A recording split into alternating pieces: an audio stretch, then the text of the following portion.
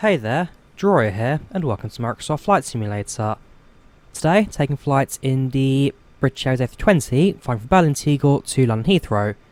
Now, this is a premiere, not a live stream, and so, for those of you who are new to my channel, you probably won't know what this is, but basically, whenever I find the real world, something I do is I set up a premiere, a pre-recorded video, to go alongside my real world flights. Basically, it's a way for me to bring you guys with me on my trips. And yeah, it's just like a nice extra that I do. So instead of like tracking me on Flight Radar, tracking me on these kind of websites, you can track me via my own video, and therefore I can also combine like talk about what I did while I was here, do a real world flight that follows a real world flight plan, that kind of stuff. So should be good. Should be quite a fun flight this evening. And so jump in the cockpit and start preparing our aircraft today, ready for flights. Now this aircraft will have just come into Berlin Tegel, would have been British Airways 994, and so as it stands everything's all active, all turned on. We're now getting ready to turn the aircraft around, board the passengers and start heading back towards London. So let's jump down to the FMS and program our routing. Starting off with Echo Delta Delta Tango to Echo Golf Lima Lima. Plug that in. No computer, plug it on manually. Flight number today, we are BA995. Our cost to next is going to be 24. Cruising altitude 330. And that is that. Let's fill up in the aircraft and start preparing the routing out. So we need 16,869 gallons of fuel. Sorry, pounds, not gallons. So 16. Bit more. That will do. Not quite there. That'll do, okay. So 36% of the fuel tanks filled. Payload's fine. We'll secure that. Our zero fuel weight going to be 50.2. Our centre of gravity 21.3%. Block fuel on board 7.7. Now, let's open up packs and board our passengers for today, which, well, myself being one of them today, so flying from Delta Tango to Golf Lima, BA995, 33,000, I believe, cruising altitude, yeah, 330. Flight time 1 hour 32, say 1 hour 35 on the time there. Departure will be in approximately, well, it's 32 now, so 27 by the time we finish this. Flying an A320neo with 152 people on board. We do have Wi-Fi. We don't get entertainment. We do have boarding music, I believe. British Airways, British Airways, British Airways. Okay, apparently we don't. But we do have a safety briefing. That's a fact. Whoops, not American though. On British Airways. Snacks and drinks we do get. Meal service we do not get. BA City Flyer flights do get a free meal service as well as long haul. But standard British Airways short haul Euro trips do not get a meal service. And with that, we can now start. So patch up all the aircrafts, we'll continue the rest of our setup, and then we'll contact ATC for our clearance Heathrow. So there is active ATC right now, we are using iVal as per usual. I'm sure it says no flight plan, because we have got a flight plan active. And we'll make sure that the tower here at Tegel can see that. Right. So head over to the flights plan page, head into departure, head into Airways, and let's plug in our flights today. So starting off with Bravo Kilo Delta, BKD. Give it a few seconds to load, but after that we then fly to Spy. Going to be that one. Fly to Spy. Following Spy, fly to Tulip.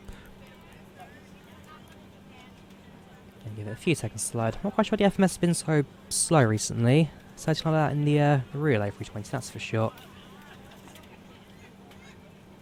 But hey, we'll give it the time it needs. There we go. It's going to be that one.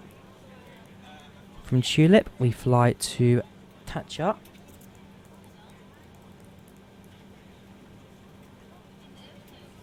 And yeah, it's always one of those waypoints that you have to select the different ones. So it's going to be you. China is only one off, so that should be quite quick. Then it's Redfur.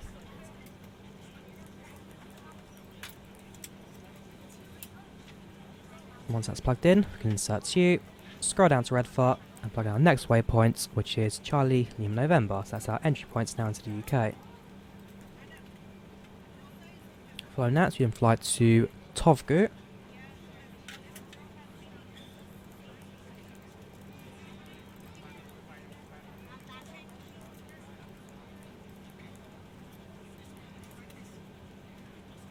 From Tovgu, we fly to Lambourne.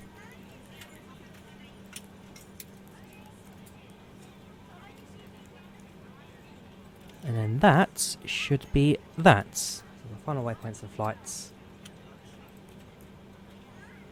Insert the temporary flight plan. I'm all good with that. Let's introduce ourselves to passengers and then request clearance from Tower. Good evening, ladies and gentlemen, and welcome aboard this flight's BA 995 from Berlin Tegel to London Heathrow. Flight time today about 1 hour and 30 minutes. We're in the final stage of preparing our aircraft for takeoff, and so I ask you to sit back, relax, and enjoy the flight with us today. Any questions, speak to our cabin crew. Otherwise, we hope you have a pleasant flight with us today. So, generic public address, that should do us fine. Good evening, ladies and gentlemen, and welcome aboard this flight's BA 995 from Berlin Tegel to London. So, in terms of the ground setup now, the the conveyor belt sorted out. The jet bridge actually has moved away now, so any questions, speak to our cabin crew. So they're all done as well. We will now turn on the nav logo. Should stay on. That should be everything. Strobes automatic as well.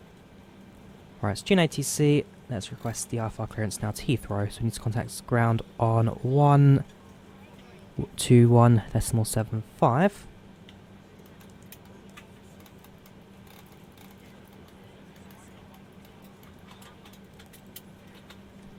Make sure we tune frequency, which we are.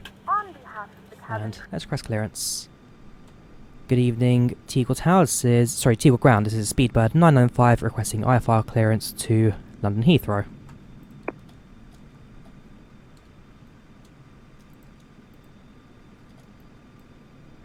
Speedbird 995, Tegel Ground. Good evening. Startup approved, cleared to London Heathrow via Gundendorf 6 Lima departure on a runway 26 left.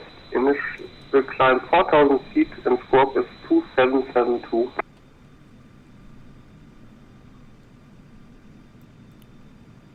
Clears to London Heathrow via the Bravo Kilo Delta 6 Lima departure.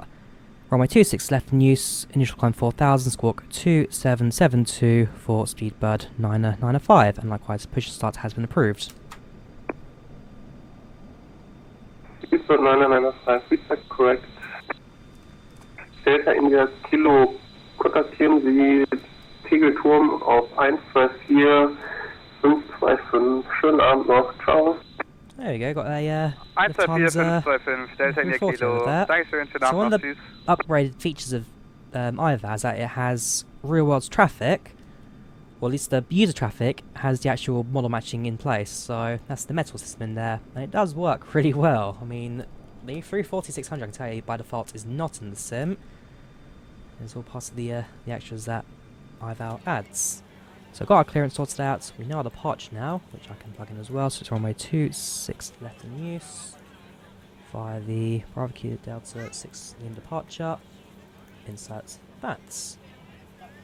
Head down to the squawk panel over here. We'll insert 2772.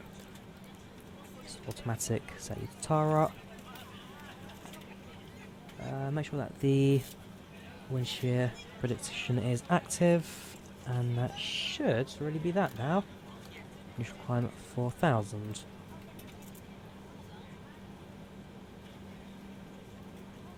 So let's get the meta information, make sure I'm happy with everything as well. So QNH 1012 is right now. Oops. And then yeah, clouds and visibility okay, plus 10 miles of visibility, 8 knots, winds at 240. It's going to be a more than standard departure this. I've got no issue with what I've got today. So really at this stage now, waiting for the rest of our passengers to board. and then we'll be in the probably minutes away now from leaving.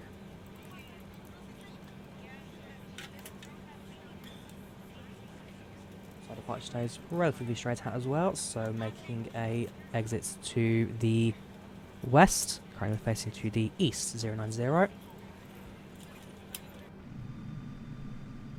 At 340, I presume now gone departed as well, so he's going to make our way over to, I think his flight plan said he was going to Frankfurt himself, as Frankfurt is the main base of Lufthansa, and so it wouldn't surprise me if he's going down to the main over there.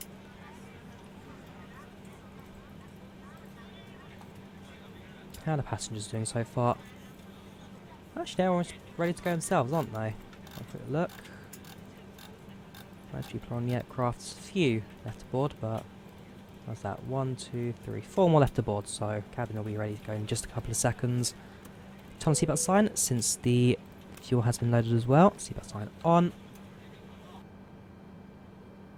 We're ready to go when you are. There we go. So push and start has been approved. Good evening, ladies and gentlemen, and welcome This aboard will turn on the APU and prepare the aircraft for... Well, bring power onto the aircraft now, release from the ground, and then we'll go. It's like for those of you who just tuned in, this is a premiere, not a live stream, and so the difference between that is, whenever I do these kind of premiere flights, this is a real-world flight that I'm on right now, and we'll be flying with to wherever. So in this case I'm flying from Berlin to London, just finished my day trip in Berlin, and so yeah, it's like an alternative track of my flights. You can use Flight Radar, or you can use my very own videos. So I've been doing this for, gosh, 2-3 years now, back when I was actively in X-Plane and Microsoft Flight Simulator X. First time doing it for Microsoft Flight Sim, first time since the massive influx in users and people watching, so, well, hopefully it's still of interest to people. If not, then, well, I'll stop doing it, I guess. Let's say, it's a way for me to kind of bring you guys with me on my trips, a way to kind of give you an insight to where I'm going, what I'm doing, and just, I don't know, I've always enjoyed doing these. Right, APU is now stabilising. While we wait, we'll set up the performance, shall we? So, that's on takeoff. Flex temp is 67. 130 rotate, I don't think so. It'd be more like 126 if I can change that. We can do. So 1, 2, 5, 1, 2, 6, and it'll be a 1, 3, 7, V2. Transition altitude is at 8,000. No, sorry, I lied, 6,000. And that should be the aircraft ready for takeoff. We're set for takeoff now. APU is almost available.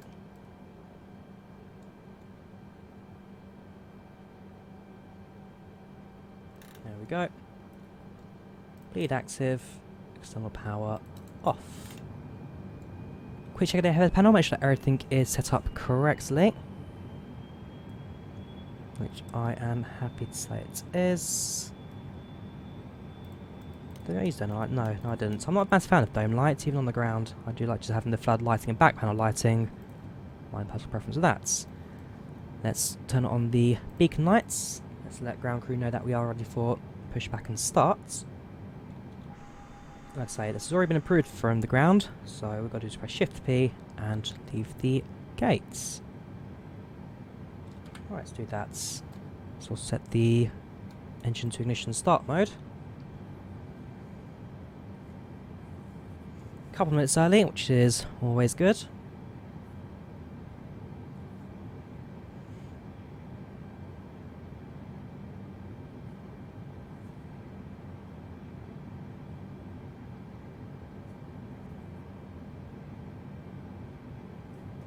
So right now I'm just waiting for pressure to be applied to the nose wheel. At that point we'll deactivate the parking brakes, push back and go. There we go, parking brakes released, engine 1 starts. Ah, there we go, there's the A340 slowly making its way out now. Very shallow climb out, but for an aircraft of its size and weight, you can imagine that may be the case. Ladies and gentlemen, please direct your attention to the screen Let's for turn the to the demonstration. right, so nose goes left.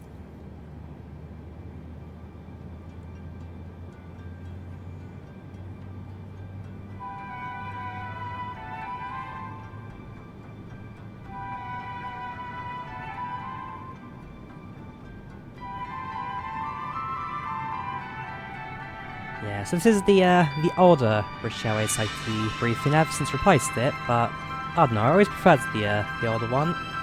This is early 2000s to 2018. 18 they changed it to a new one, where they introduced some famous people to do some random things.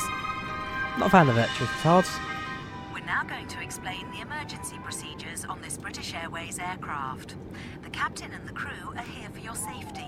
It is important that you pay start, like I say, attention and kind of follow instructions carefully. well, you can watch the monitor to see how the First, engine's check your starting up, seatbelt is securely or fastened. when the Insert the P2 metal there is tag down the into barking buckle dog, and tighten you by notice pulling when on the loose first end. engine's stabilised and ready to unfasten, turn on the second simply one. lift up the metal flap on the 320neo is buckle also capable and of pull dual engine apart. starts, but You'll find the seatbelt most sign in airlines still do panel the above your one engine head. for the other. When it's on, you must fasten your seatbelt.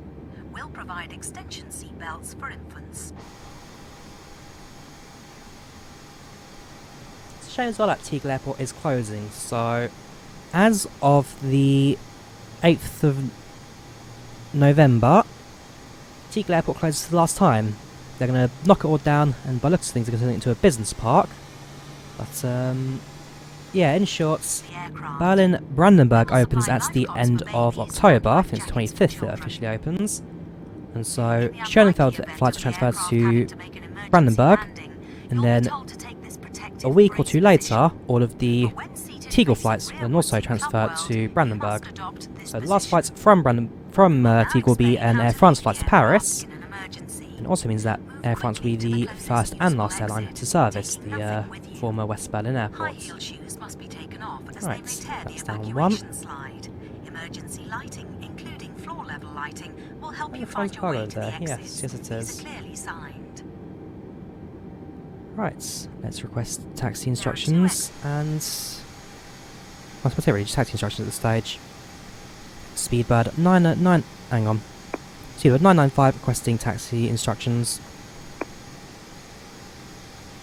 Speedbird 9995, taxi to holding point runway 26 left via Papa Whiskey, Papa Mike, Sierra Mike and Sierra Echo.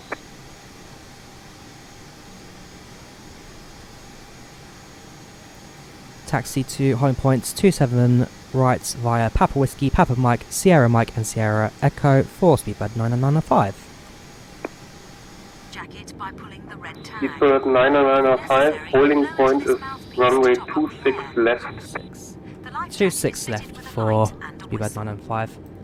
That's the one downside when you've got slightly different data between what you've got planned and what you've got active.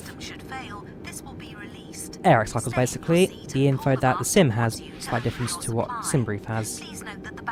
Right, taxi lights active. Turn off the ignition. Do a quick system check as well before I forget. In some areas, you release the mask by pulling on this coloured streamer.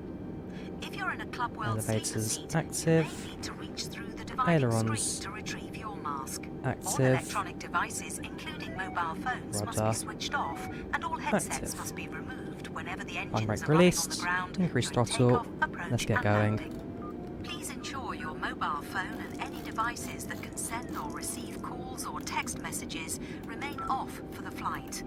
Any items with a flight safe mode speed. should have this Initial feature climb enabled 4000. Some electronic devices This is a can be used 2,500 feet whilst per we're minute initial climb. Please check High Life magazine. Take care your hand baggage isn't blocking the aisles or exits. It must be put under the seat in front of you or in an overhead locker. But place items First, in the locker Papa carefully, Whiskey to go as straight they may on. fall and injure someone. As we prepare for takeoff, please make sure that your tray table is put away, your seat is upright, and your armrest is down. Please stow your individual video screen and footstool if you have them.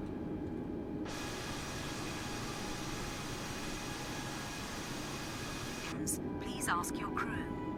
We hope you have a relaxed and enjoyable flight.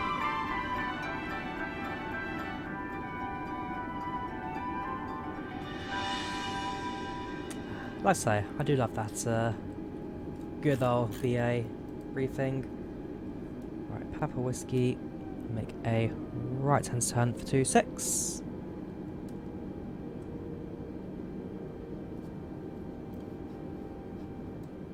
Please note the cabin lights will be dimmed for departure and landing. If you require additional lighting, there is a reading light on the panel above you.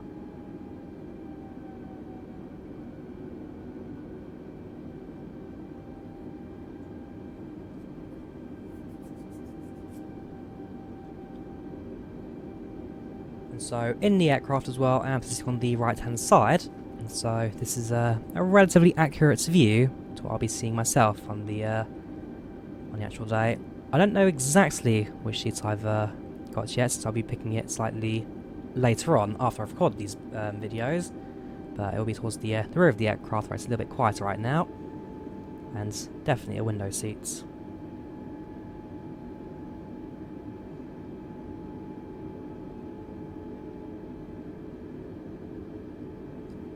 Alright, let's do a quick pre-takeoff checklist, shall we? So, brake set max, cabin is checked, spoilers are armed, takeoff config set.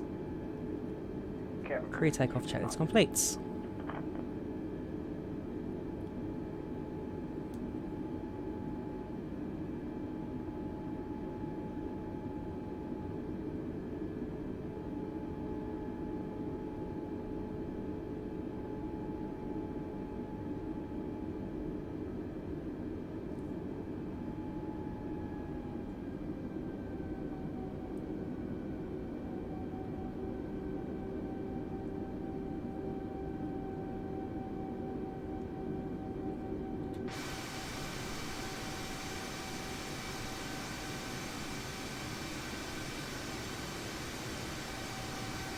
It is not long to go now, Berlin Tegel, not long to go now. Brandenburg, you may be 9 years late, it's almost a decade late right now, but finally it's come to light, finally it's going to start serving passengers. Speedbird 9955, walk standby please. Ah, okay, as it's done it automatically. Squawk standby for Speedbird 995. Okay, is it... Let's see, I think is that the automatic mode. Perhaps turn on the transponder a bit too early there. That's 22 left, continue a bit further for 22 right.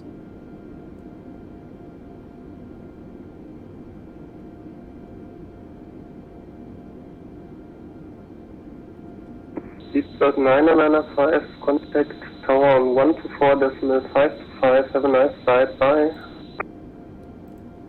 124525 for Speedbird 9995, thank you very much for the service. Right, 124.525.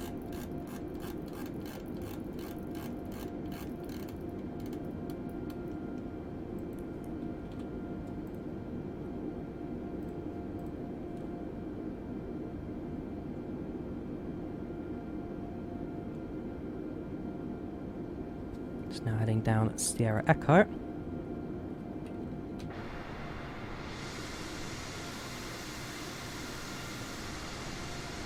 Delta Kilo haben die Bahn verlassen. Delta India Kilo, rollen Sie zum Rollhaltpiste 26 rechts über November Mike und November Echo. Roll zum Rollhalterpiste 26 rechts über November Mike und November Echo, Delta India Kilo.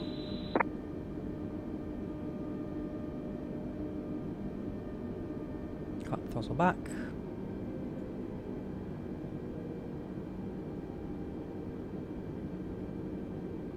What we're aiming for is the stop short marker just in front of us. There goes Sierra Echo for 26 rights.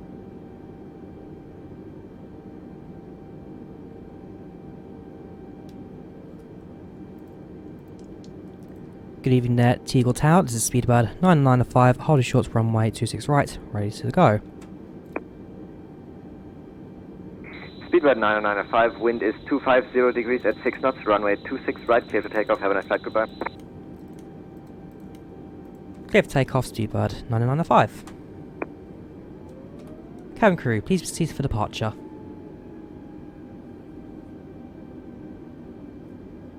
Delta India Kilo, bitte halten Sie Ihre Position. Alte Position, Delta India Kilo. Zoom out on the ND a bit there now since we're at the runway. Then Delta downwind runway 26 left for touch and go.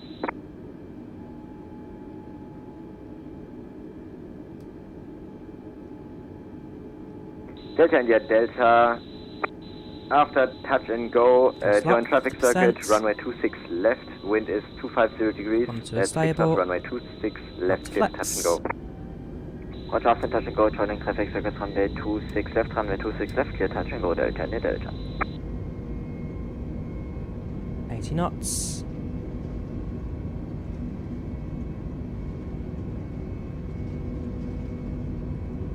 V1 rotates. Delta India Kilo, disregard. Positive right, gear up. Delta India Kilo, abflugbereit.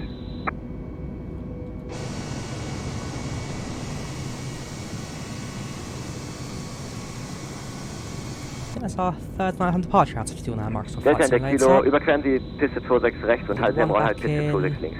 We're back for the guide Überquere simulations. Piste 26 rechts, Rolle am, The stream halte am from Rollhalt der Piste Berlin 26. to Ich soll mich Vienna. doch immer. Now doing this from Berlin to Heathrow.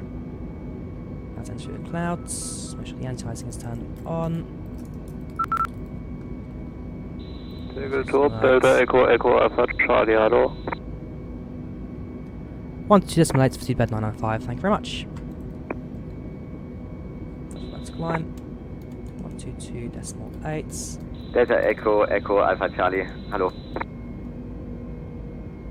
And let's increase our altitude now to about 20,000 feet. We'll set it up for our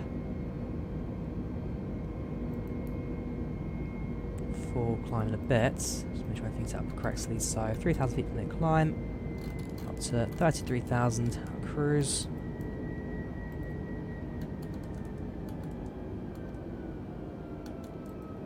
And there we go.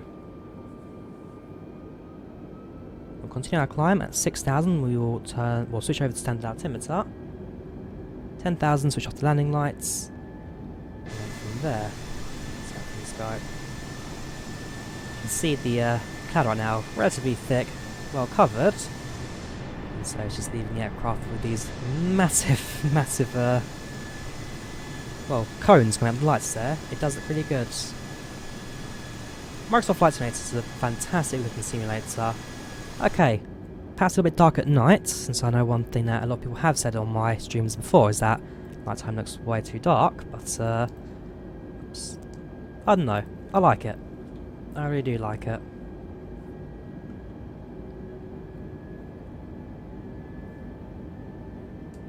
So at this point there's really not much else for me to do other than sit back and relax and enjoy the flight myself now.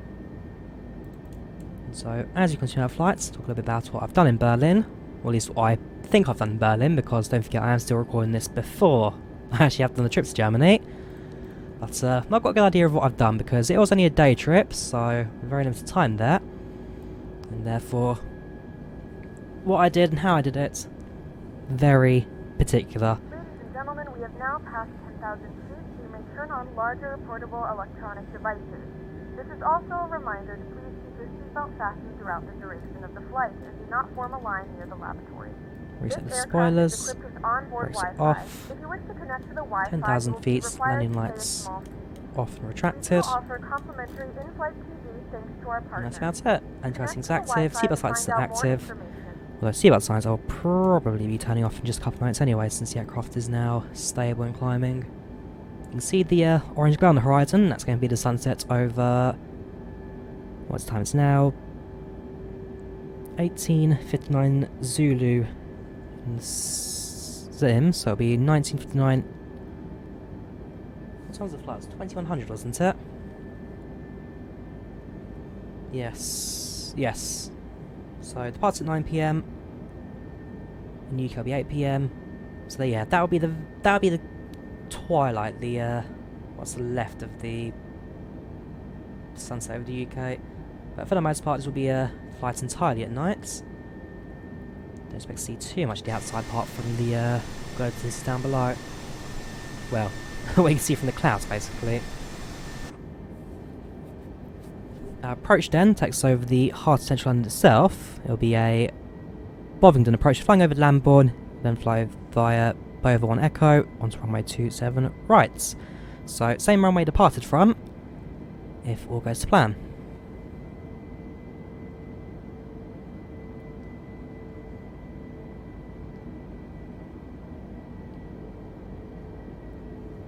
Yeah, it's not seatbelt signs, so I've got no issue with the weather right now. Seatbelts off, seatbelts off.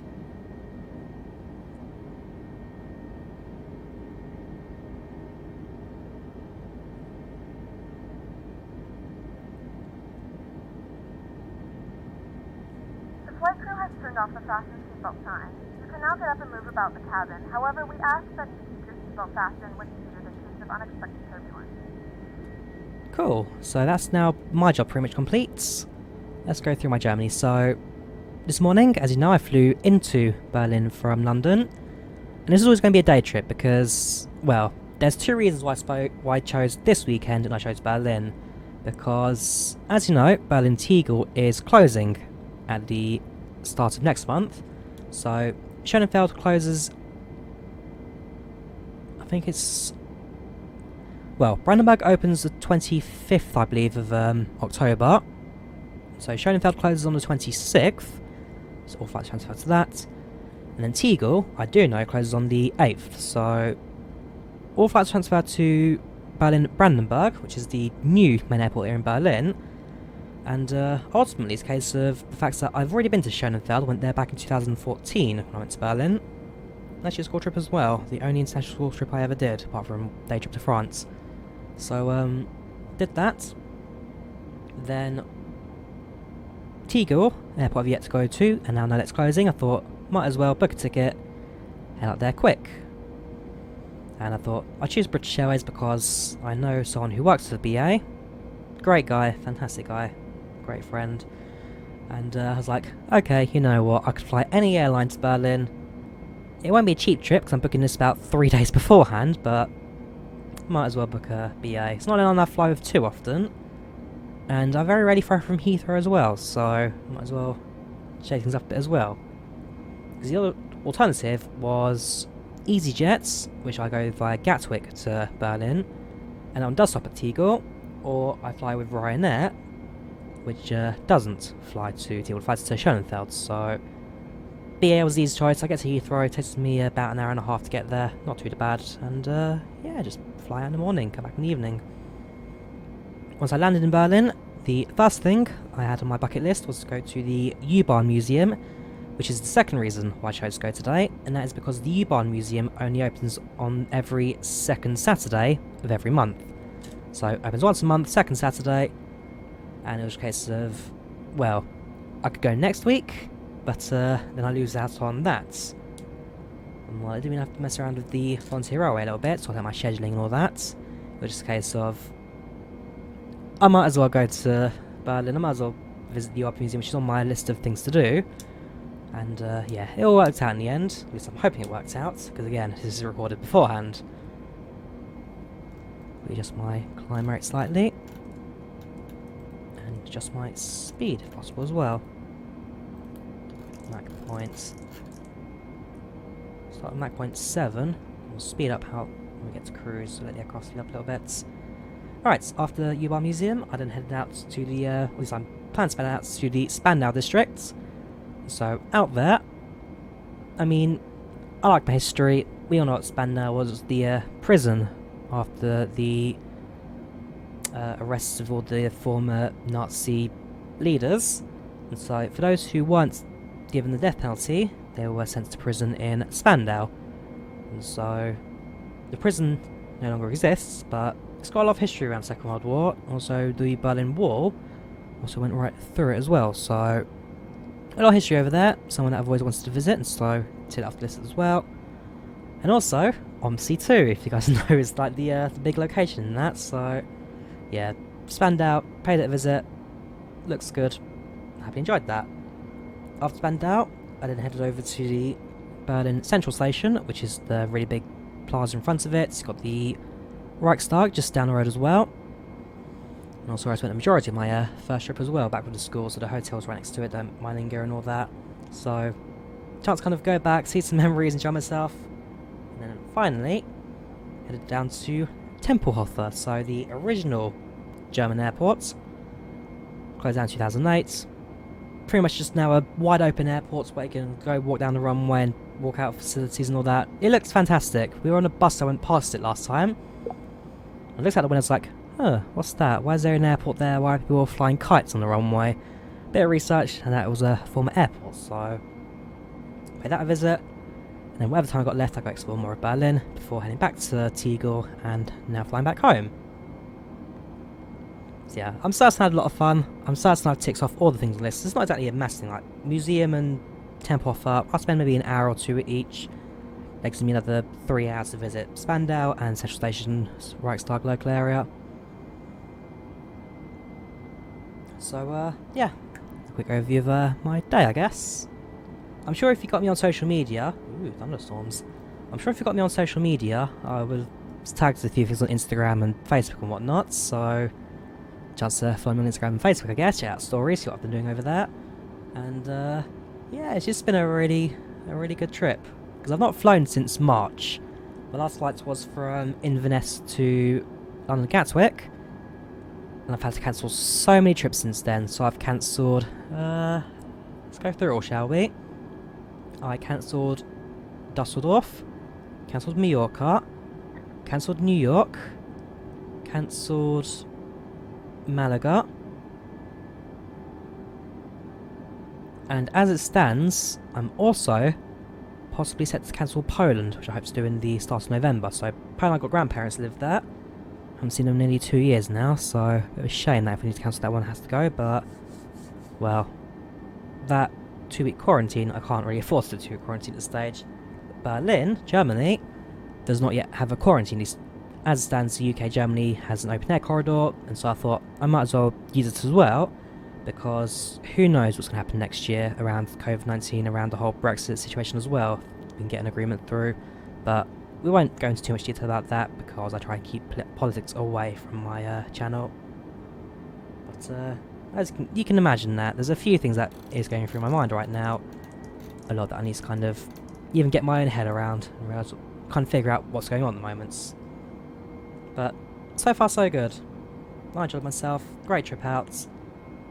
Now making my way back home, ready for the for the Sunday. So back at the Volunteer Railway tomorrow. Back at the Rice Lido. You never know. If anyone of you local go down, ride a train, say hi, I guess. Coming up to the first waypoint now, coming up to Bravo Kilo Delta. That takes us out of the SID, and pretty much on a straight line path down to the UK. So next waypoint Spy, followed by Tulip. Tulip over the Netherlands, that takes us over to Taka. Hang on, Tatcha. Following Tatcha, then it's to Redfart, Charlie Lima November, which is the entry point to the UK, Tovgu, Lambourne, Heathrow. And at some point as well, we'll program our approach in as well to the FMS.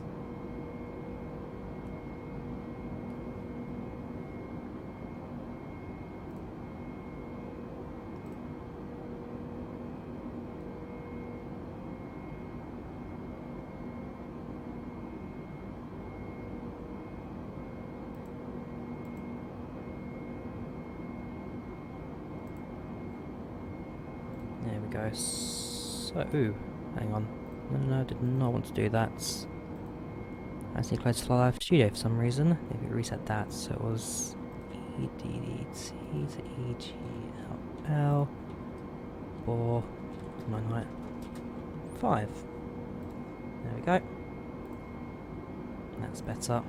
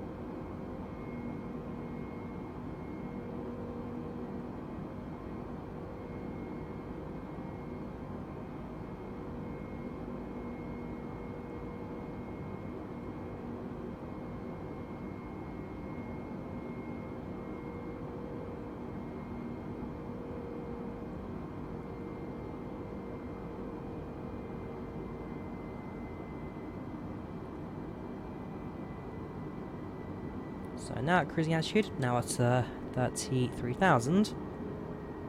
This is now for the majority of the flights. Looks to the right as well. Got a relatively high cloud base over on the horizon. Almost certainly part of the storms currently over Europe right now. We've got quite a few winds, quite a few storms over the continents.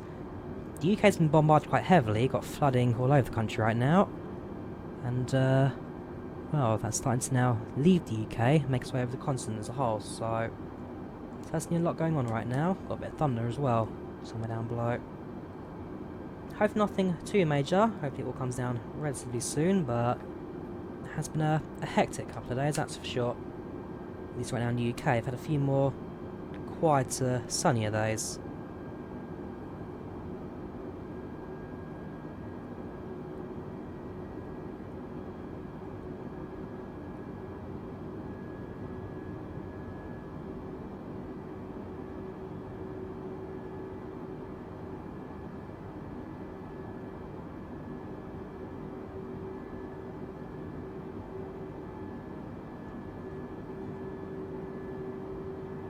Moments we'll be starting our in-flight service. There we go. Actually, no, there is no more in-flight service. BA have discontinued it because of COVID-19. The what's it called? The Sky Shop they have. We can find the name of it. High Life. So the High Life store has since been shut down for the next couple of months while the COVID situation goes out of balance, and well, it means that they no longer offer a duty-free service on their aircraft, and unless you're on a long-haul flight, they also no longer offer the complimentary food. Because I don't think they do. They've changed things around, but yeah, they won't be doing not a trolley service, that's for sure. Trolley service has been discontinued for as long as things look.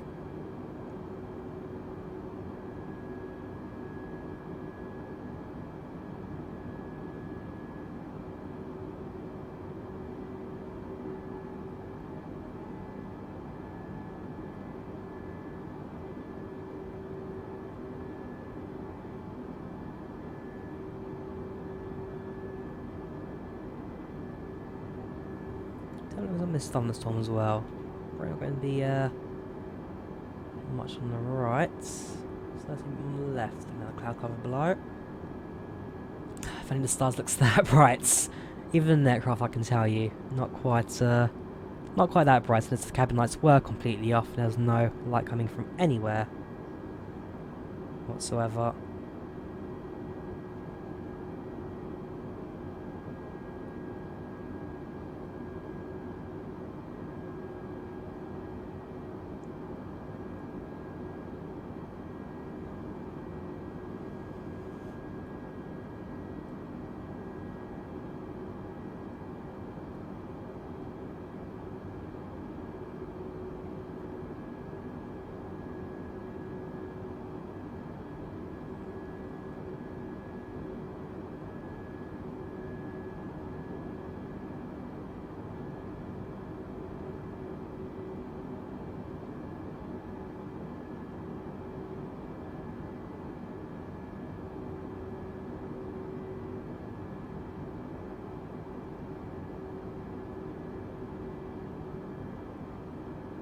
So far so good, must say.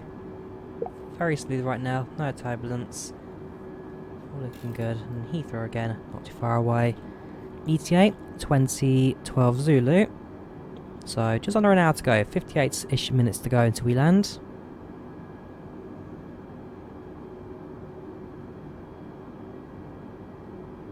At this point I'm almost certainly going to be having a nap.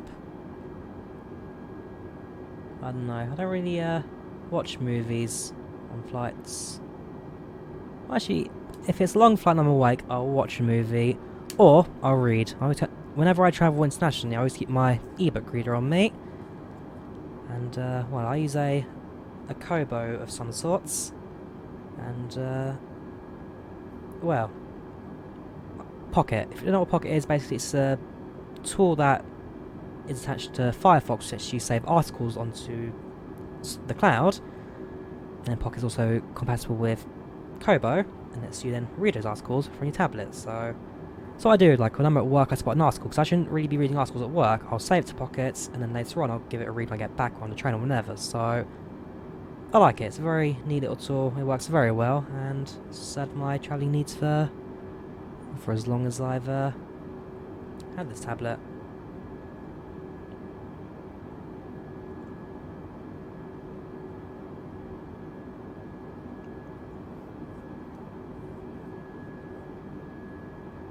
Yeah, right now, look out the window, look out the stars. It truly is beautiful today. And the one thing with these premieres, these pre-recorded videos, what makes these different to standard videos or standard live streams that I'm doing a full flight, but I don't have you guys to talk to really. There's no two-way conversation, no real conversation going on right now. It's just me talking to fill time. I did this for a whole month, okay? Back when Microsoft Flight Simulator first released. It was a whole month of just me talking filler for an hour or two while I went ahead and did a flight, so I'm trying to get back to the flow of things, okay? Yeah, it's all good. It's all good. Because, well, this sim really has completely transformed my my YouTube around. I mean, live streams, premieres, videos, all that kind of stuff beforehand. I was lucky to see maybe 200 viewers total. I mean, okay, a week before Microsoft Flight Sim came out, my views had picked up. I did a rather good train sim mod video, which got about 10,000 views. I did a flight simulator week before release kind of thing as well. Like, before the sim came out, things were looking relatively alright. But, no, I had no idea that I'd be at 21,000 and 4 million views and all that kind of stuff within, well, weeks after Simulator came out. And it's, like I said, it's two things I've got to thank here. It's flightsim.com for giving me the opportunity to showcase the sim early, and also to Microsoft as well, who let me join the alpha beta preview, the beta preview, and showcase the sims early. So yeah, it all works out for me really well, and it's just, I've got a lot of people to thank. There you go, even flightsim.com. That's thanks to those guys for, well, believing me, I guess. A lot has grown on this channel. A lot that I would never have expected it to.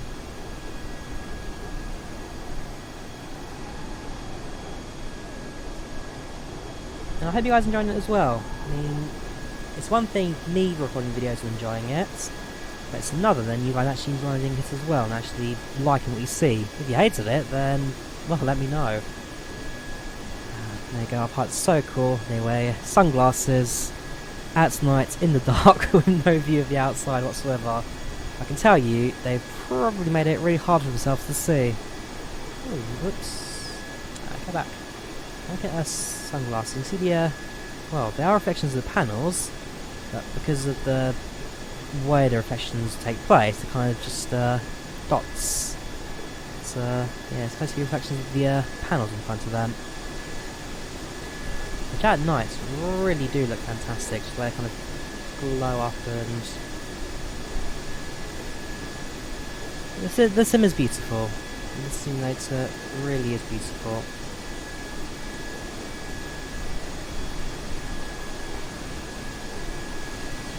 Cabin as well. Okay, the texture pattern that goes across just to make it look like cabin. It is daytime in there, and so the lighting doesn't quite look right from up close. They move away from the aircraft, and well, it does work. It does fit. It's kind of yellowish glow from the halogens on board, or LEDs in the A320neo, but the off-white, yellowy kind of colour, it works. It does work. We fly the Union flag, fly the Chatham dockyard. Flying back home. Right, Charlie November, now appearing at the top of the ND there.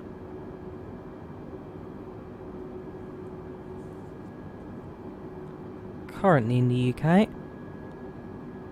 Just gonna get the METAR information up.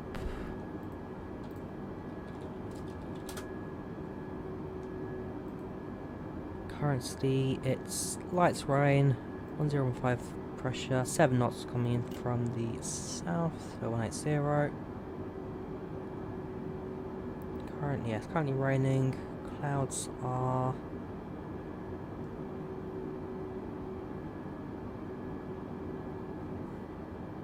where are the... I'm not sure. Visibility is +10.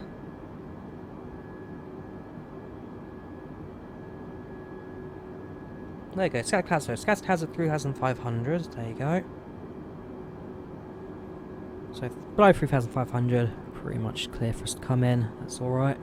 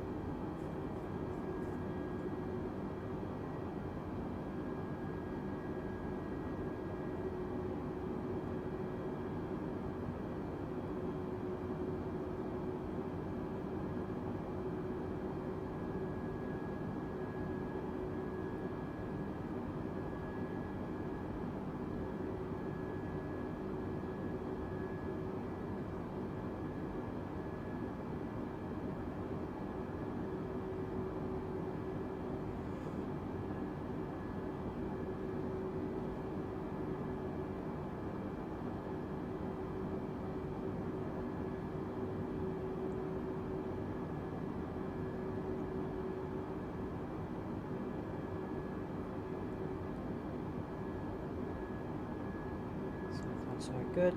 Nice not headwinds, so it's actually a bit of airflow pushing against us.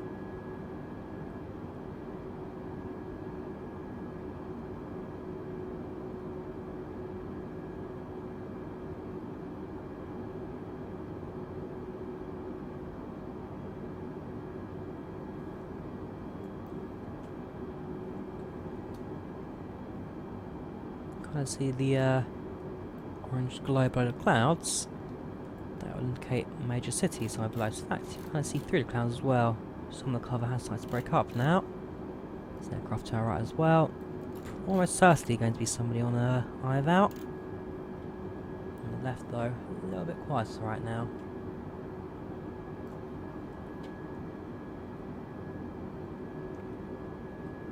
Yeah, always good to spot the extra aircraft, so the A340 as well stand pushing back. Always nice to spot the unusual, always nice to see it. Right, so far so good. So far so good. Alright, so what happened there? The winds changed from 90 knots to 70 knots. Relatively quickly there, and so well, the aircraft's compensating for one thing. It just went and forced the aircraft like that. Microsoft Flight Simulator never change. I used to comment that X-Plane's default weather settings were super harsh with the winds and super harsh with the weather. And then Microsoft goes and does that to me. I love this sim. It has its quirks, it has its problems. But hey. Once you manage it, once you know what you're doing, it all works in the end.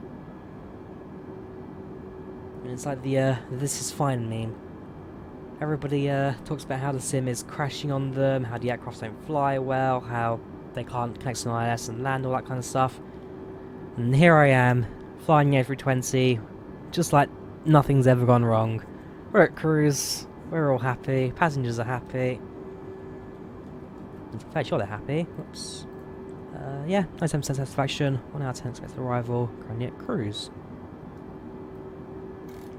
So, when everyone's happy, carry on. Let's have a look at the passenger list, see if we can spot any names. I don't think we have any Jareds there, I don't think, but let's have a look. Got Felicia.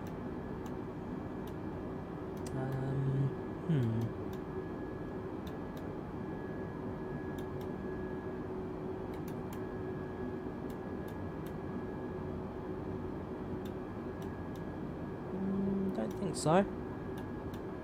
No major standout names like famous people or anything like that.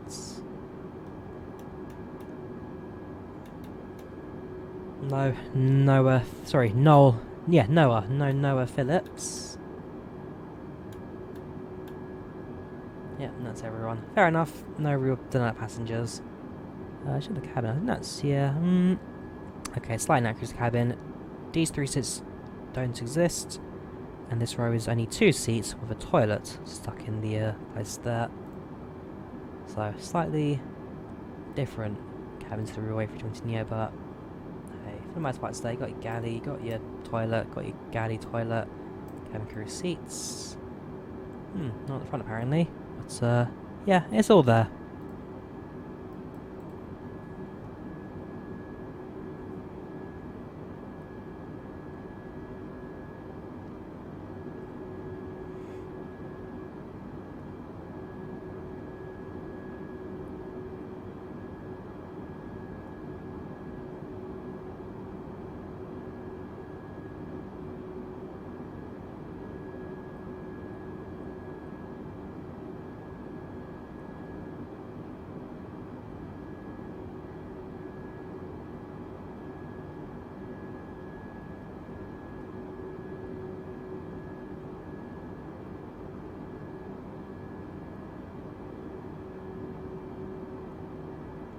Another thing to talk about as well, it's nice to actually fly to high definition airports both ends. So flew from the Guy Simulations Tegel, another departure, flying into the Premium Deluxe Heathrow on arrival.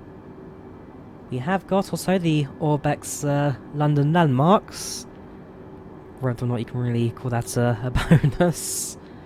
You look at the Sydney landmarks. Fantastic. Orbex, they know what they're doing. No idea why they ever decided to upload that first package. And as it stands, the process of them upgrading their low quality buildings, all they've done is they've removed them and just using the default scenery there. So the only thing that really adds London is the Gherkin and Canary Wharf. The rest of it is defaults. And so, I don't know. I don't know really what's going to happen to the future of that add-on. It was £6. It didn't really inspire, that's for sure. And, well, yeah, we'll just have to see what the, what happens to it, really. Yes, Guide Simulations, they continue to blow everything out of the water. So, Vienna, thoroughly enjoying. Tegel, thoroughly enjoying. They've announced Florence as well. We shall see if we get Florence or not, because it's not an airport I fly to too often. So, while Berlin, well, do I fly to Tegel? I mean, it closes soon, so how many more opportunities left do I have to fly to Tegel? I'm sure I'll fly there again in the future, even after it's closed, because at the end of the day, I don't know, something about Tegel which I do quite like. Not flown there until today, but it's just it's an airport that inspires. I mean, you go back to even the days of the East-West Berlin. Tegel's where the Berlin airdrop all kicked off, so it's got a lot of history behind it. Similar to Tempelhof as well. Never has a lot of history behind it, but as Berlin progresses, as Berlin finally takes out one of the major divisions of East and West, it well, now it really requires one airport. It should have required one airport about 2 decades ago, but then the whole Berlin-Brandenburg delay hasn't helped that at all. But the main thing with Berlin is the fact that it's a major city, it's a capital city, it's got 2 airports that are both relatively small in size, and therefore they really limit what they can do.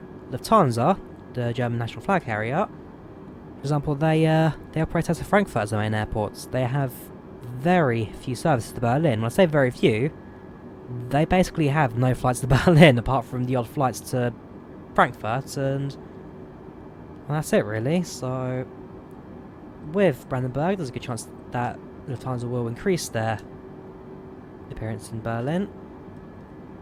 You'll have all the usual flag carriers also. British Airways continue to fly to Schönefeld.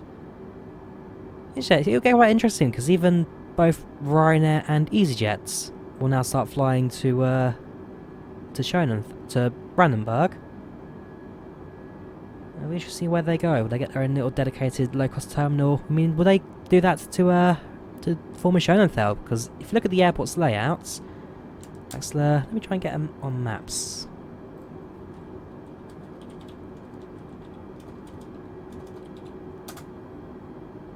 Let's have a look.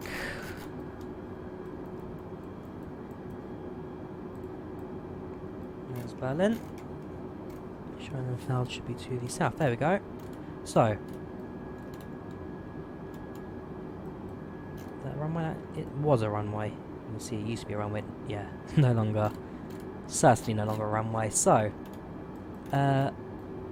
this is Schönefeld. This is Brandenburg. So the runway will be retained as part of Brandenburg, but all of this will be lost. But the question is, do they then stick all the local areas in Brandenburg? So that's announced, yes. Do we stick local carriers in Brandenburg? Or do we convert the entire former Schönefeld airport to low cost? Because I know EasyJet have their own little terminal here at Schönefeld. And so this and this entire wing really dedicated to local carriers. Do they convert it to low cost? Or do they introduce it somewhere at the main airports? And I don't know too much about the whole Brandenburg airport, all the plans around that and stuff, but all I know is that 2 runways, got your taxiway layouts and all that. This will be lost, or potentially soaked in. Tegel, the whole thing's lost, so Tegel will completely disappear. And, well yeah, they will convert this into a business park, so they'll put warehouses, put offices, turn this into a place for people to work. We've got a look half and see, which what I can guess is from a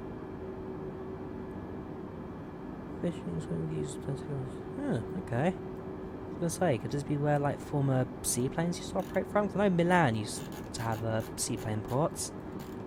Milan and Linate. There it is.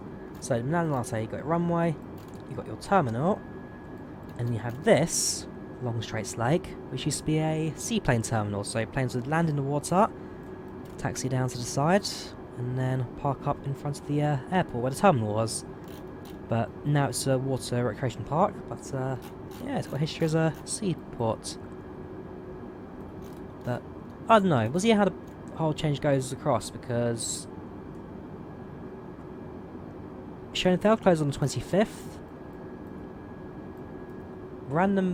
Tegel closes on the 8th, and then you have the former airports, Tempelhof. Where is it? Tempelhof, there it is. Which used to be an airport until 2008. Again, 2 runways, and you've got the former terminal, which is grand, to say the least. If you've never seen Tempelhof in person, then well, it is just grand. You've got the massive roof, you've got the hangar doors, which when open, form part of the former passenger complex. There we go. So planes used to taxi under the roof, and their passengers would be boarding and exiting underneath cover. A few old aircraft park outside of it, but yeah, just the whole airport here at Tempelhof.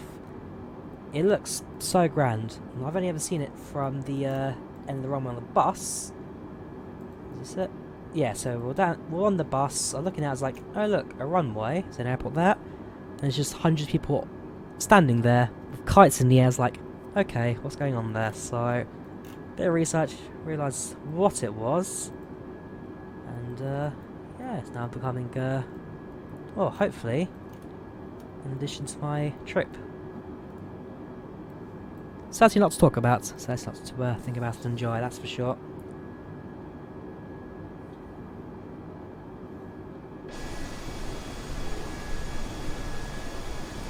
Just about to come to the midpoint of this flight now.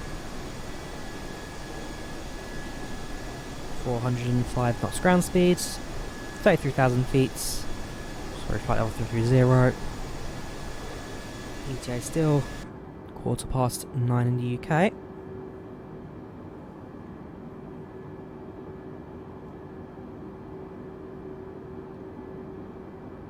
Still got there with the light over the horizon there. It's looking like it's slightly going bigger and bigger, although I very much doubt we get to see any real lights once we do arrive. Give it a few more minutes and then we'll start plugging in our arrival information. What am I thinking? Sky Vector. What info does that show for the Berlins? There we go, so yeah, as it stands, you can see it's only showing Schönefeld. Schönefeld as dual runway airports. Do we get VFR map? Oh, yeah, it'll be VFR map then. So yeah, Sky doesn't really show the ground information, nor does it really show airport maps. Okay, so yeah, got 2 runways here. We've got Brandenburg, actually does make an appearance on the maps here. And then just to the north, we should get Tegel, there we go. Which again, dual runways. Relatively small space. So Tegel was the former West Berlin airport. Yeah, the Berlin Wall split down the middle about here. And then East Berlin had Schönefeld.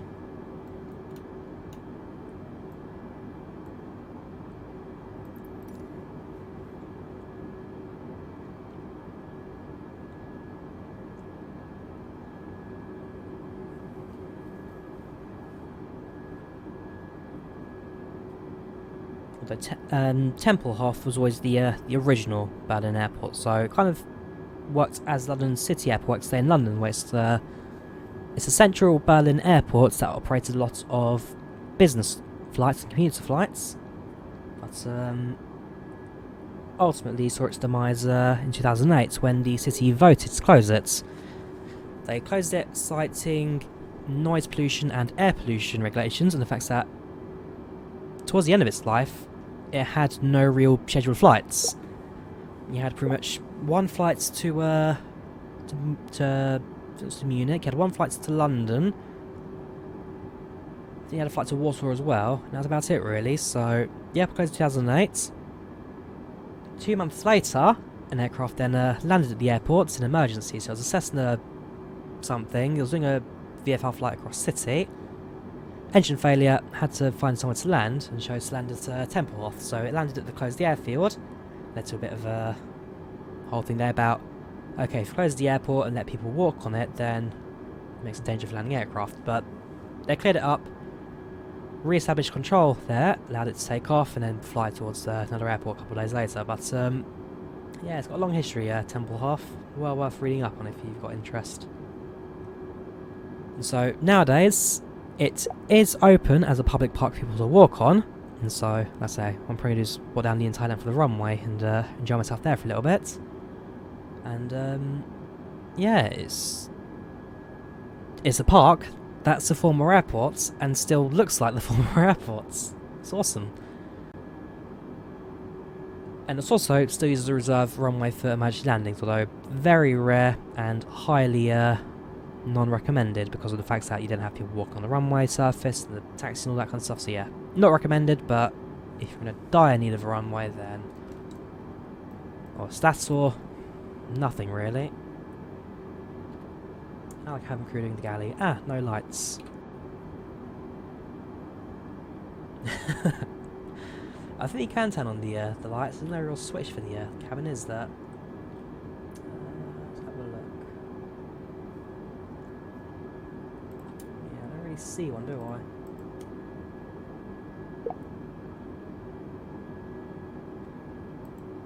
No, fair enough.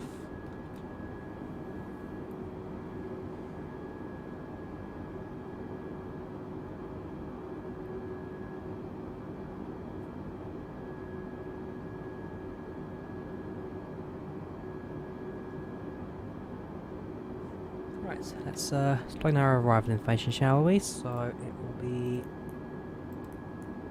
Riding runway 27 right, ILS. No star apparently. Let's see how that goes. Radio frequency. We have got radio frequency at least. That's always important. Let's have a look. What have they given us?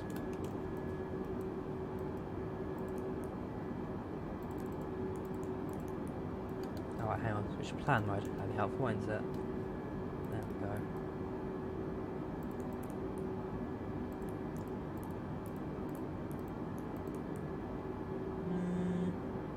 Okay, so what I'm going to try and do is from Lambourne connects to the localizer and into runway.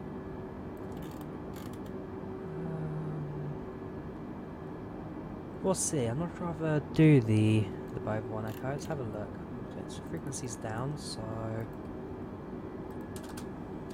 110.3 straight 270. The arrivals again. So clear the runway.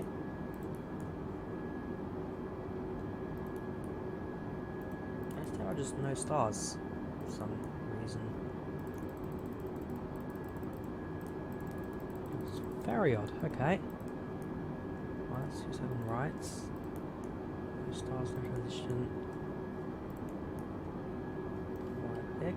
Does Biggin give me any option? So I don't really want Biggin, because Biggin takes us via the south of the airport. I'd much rather do Lambourne and Bovingdon, which takes us to the north. Yeah, I don't want Biggin. Ooh, hang on.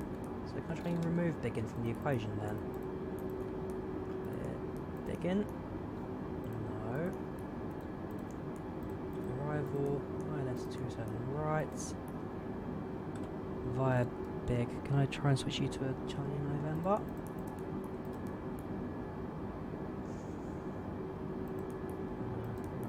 Okay.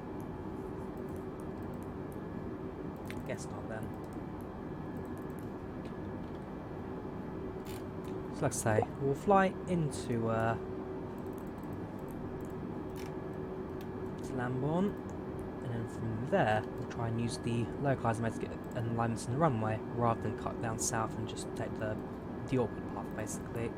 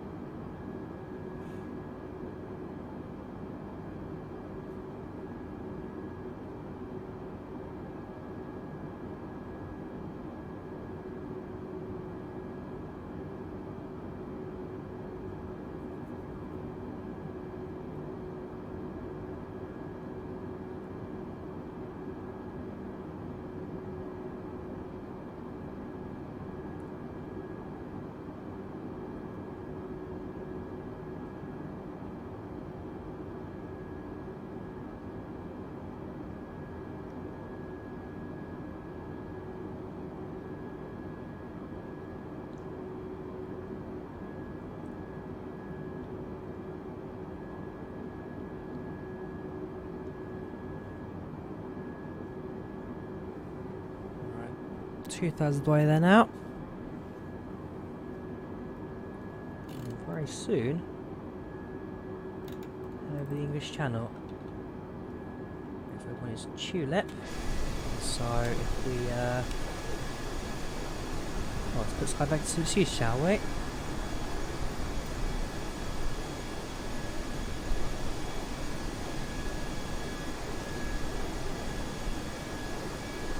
Ah, okay, thanks. Oh, come on. No tulips in the existing waypoint. Let's try the next one, shall we?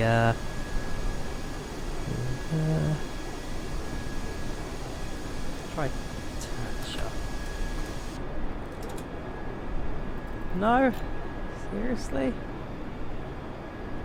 I can set a flight plan up. Let's not do that. Let's have a look. So our waypoints.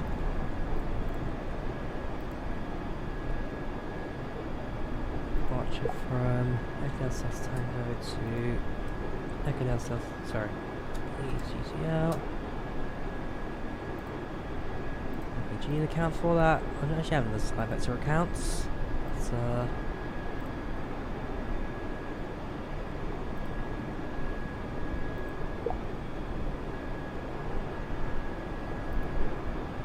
fair enough.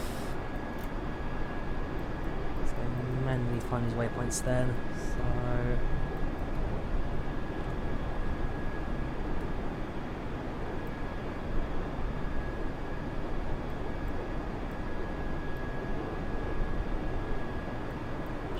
I'm going to take you around to the Amsterdam area.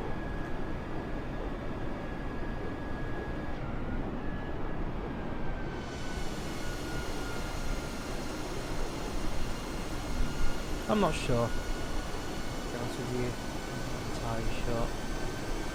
That's what I've done to my camera. Drone. And that's back to normal. Okay. Let's see. Come on, Drawyah. You're better than this, you know you are.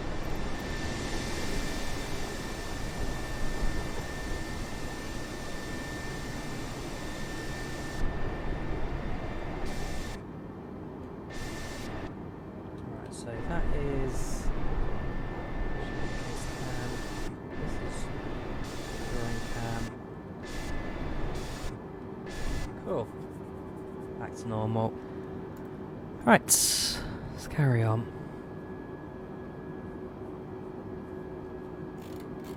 I'll try to use that light on the horizon, see if we try to spot anything extra that I may have missed. Can't really see the coastline of the Netherlands in front of us, so fly as it is.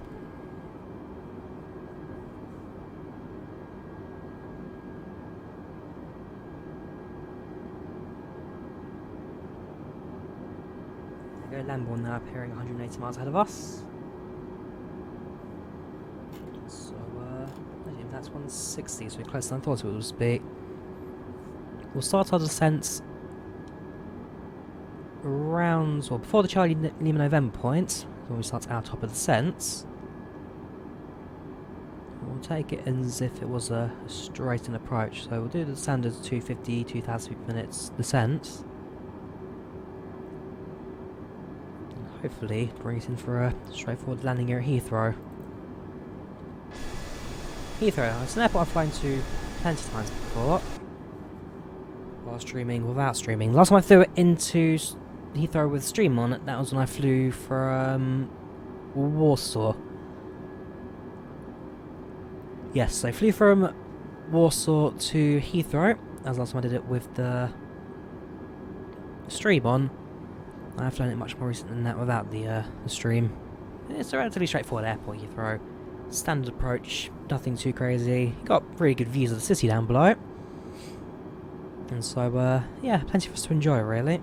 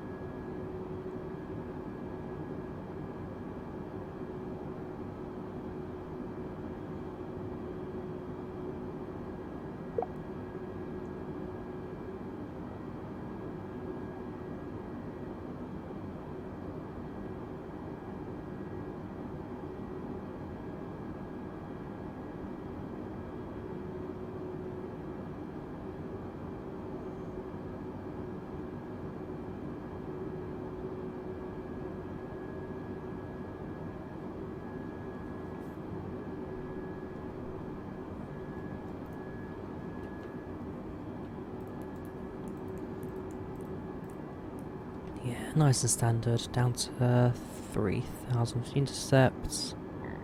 Down to that's fine. Performance without plater. That's all fine, yeah. Gonna be an easy approach this one today. Should be a nice and easy one. Hopefully, if it goes to plan, there'll be no space for the FMS fail on the side of that.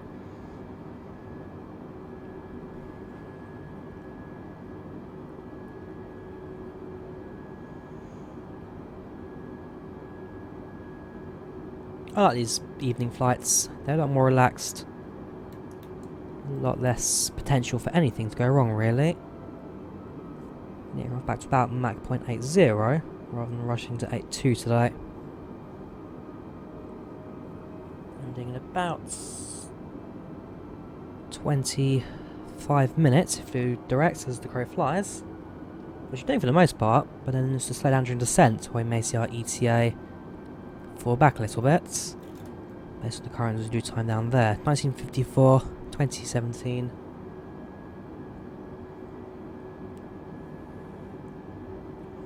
Passenger expects around for another 40 minutes or so, and then if we're adding time in taxi, then yeah, that sounds more than accurate.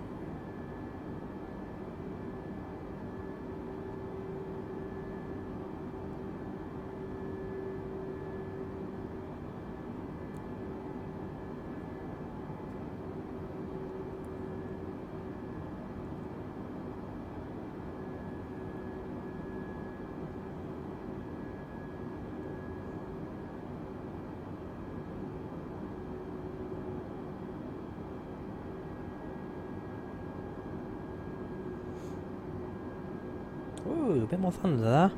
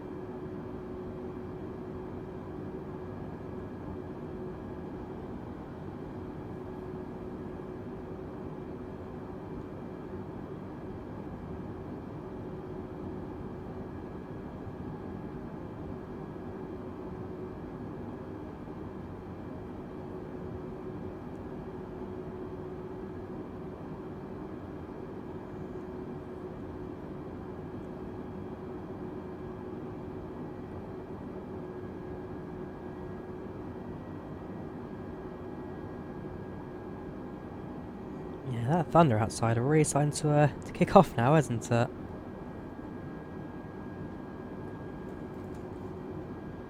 There's not giving any turbulence our way. That's the main thing that matters, really. We'll zoom in once more on the ND there.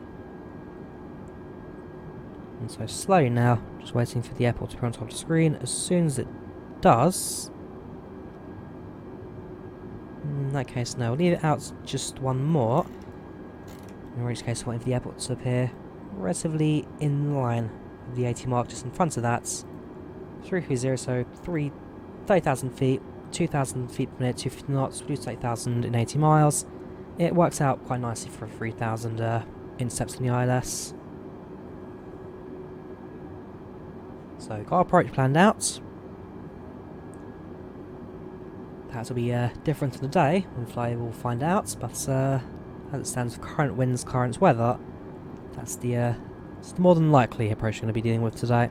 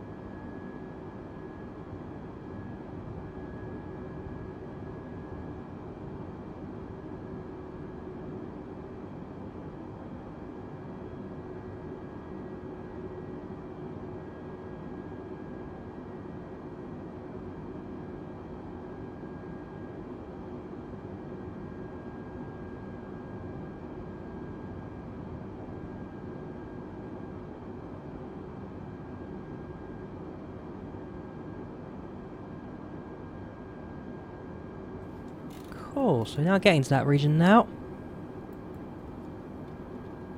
We are only minutes away from descent.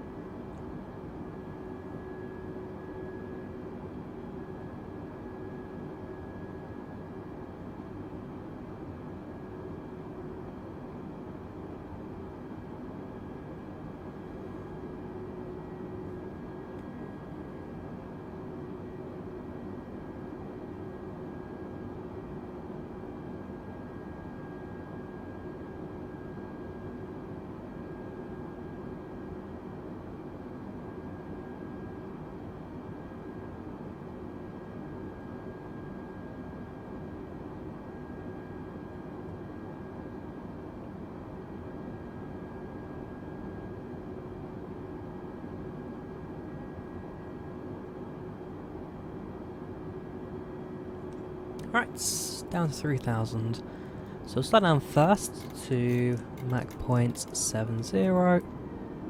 Altitude down, whoops, down to 3,000.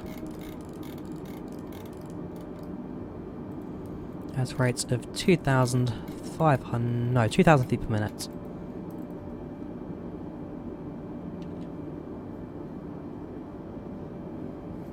Zoom in once on the ND. And so with this approach, it's pretty much a straight line in. Wow, that was a big flash. That's clouds. Didn't down for a little while. Yeah, I was saying, yeah, so pretty much straight in, make a left before cutting across right into the airport. So pretty much on the 80 marker itself, ready to start our descent.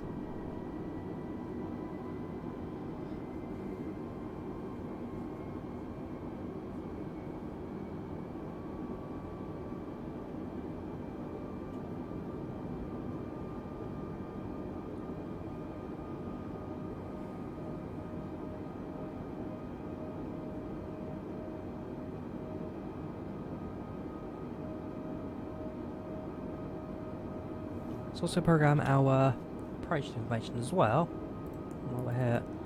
So let's quickly refresh the meta information.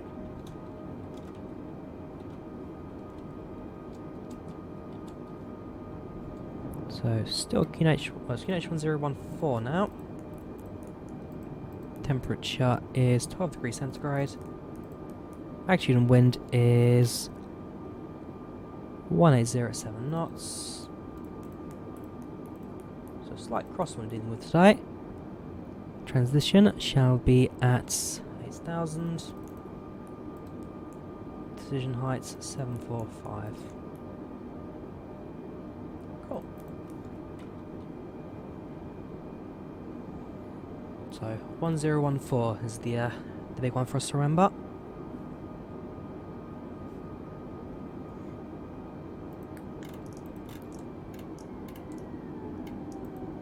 So if this Mach thing won't stop changing, it'd be helpful. I'm not sure why it does that, it just changes on its own accord for some odd reason from time to time. It's enough to bring the aircraft not off course, but enough to mess up your descent calculation, that's for sure. Down to 2,500 feet per minute descent. I'd much rather be lower and therefore have a shallower rate of descent later on, rather than be too high. Either do a holding loop somewhere we don't need to, or, well, nosedive the aircraft towards the runway.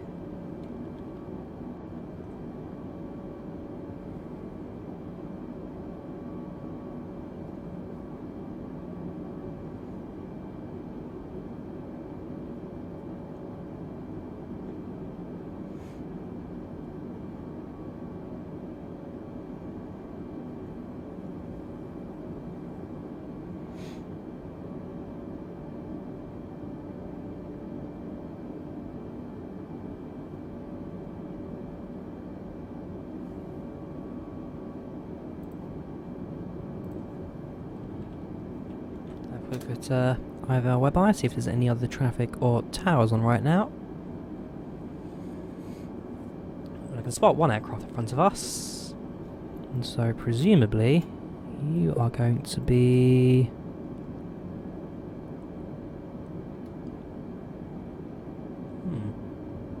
maybe someone.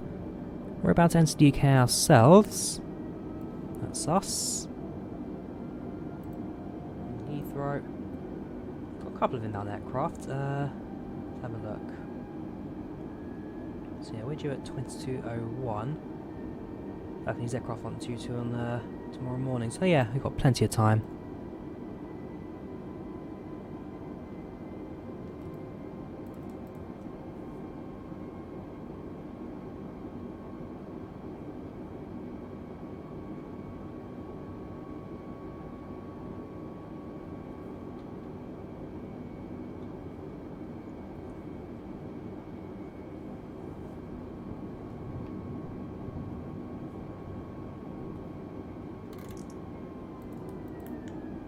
go down to 240 knots. It's much easier when you're on knots management. Doesn't jump the scissors and stars around. Let's have a look. Do we? Yeah, I can't see about signs now.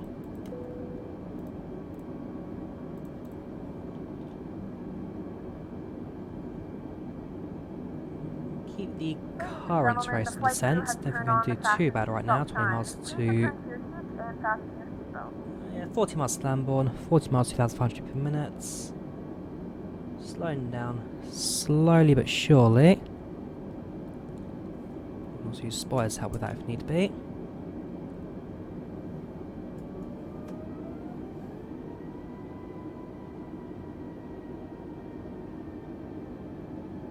So the hope is by Lambourne we will have passed 10,000 feet. A little bit of turbulence starting to kick in now.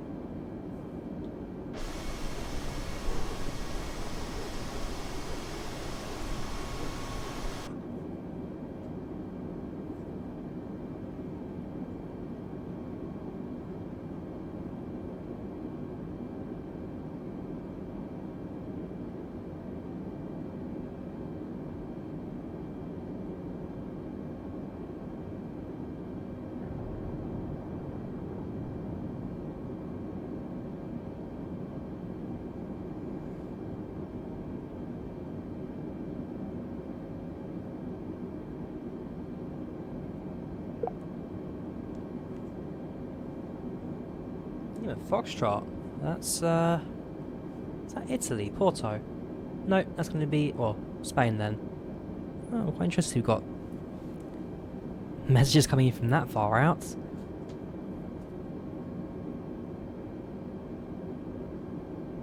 Alright, getting a bit bumpy now. You can see the light cones as well as we fly through the clouds.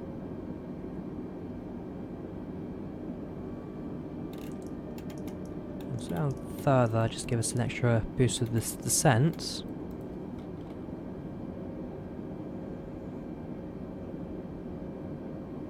Actually, no, well, go back down to 2,200.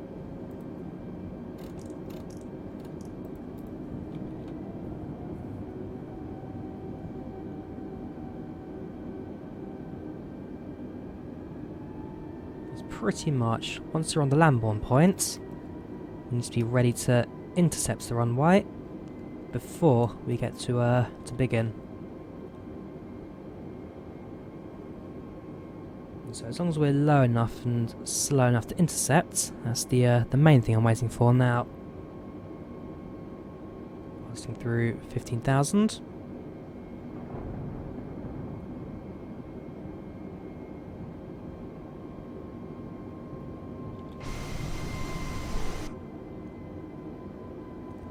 Just when I flew to La Penaranta last year on December 21st, the approach into La Penaranta was just like this: turbulence, low visibility, low cloud, freezing fog.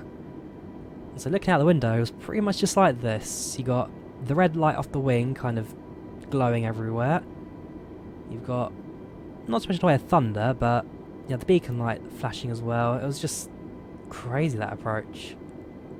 Certainly memorable, that's for sure. And that's the thing, this sim is so good at recreating these kinds of weather patterns that you can just sit here and recognise it. Like, you can put yourself in a situation you've been in real life and recreate it bit for bit.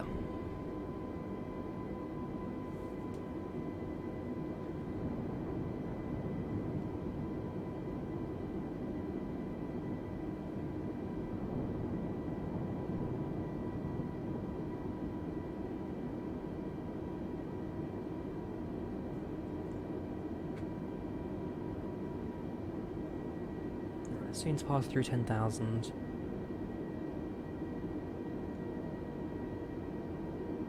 We're already at 240 knots, so there's no major need to slow down. Still set 3,000 at the intercepts. not yet close to the airport to be established.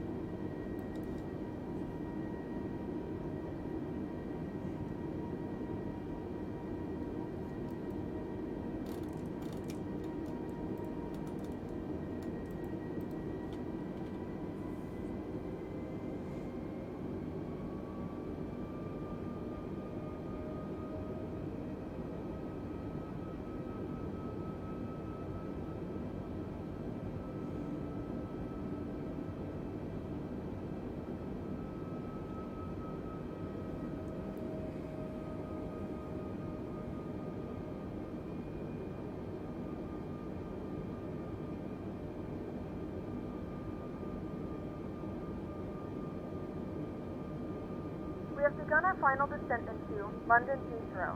Flight attendants will be passing through the cabin to collect any trash one final time. Please ensure tray tables are stowed and seats are in a full upright position. Please also store any carry-on...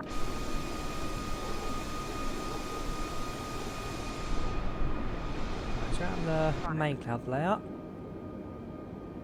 That's enter the second. That brings us in towards the ground.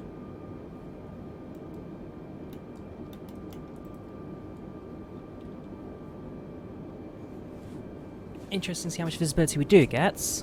Like I say, we are expecting to get around, what was it, around 3,500 feet when the clouds start to break.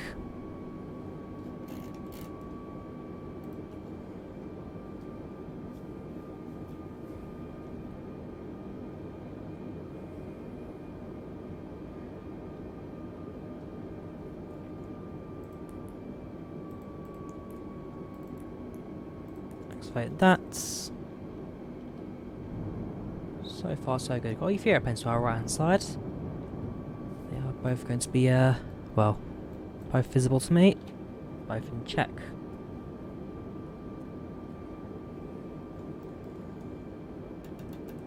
Down to 1,500 feet per minute. And very shortly get ready to drop the first stage of flaps. Probably do a flaps 3. We'll do a flaps 4 landing today. We'll do flaps 4.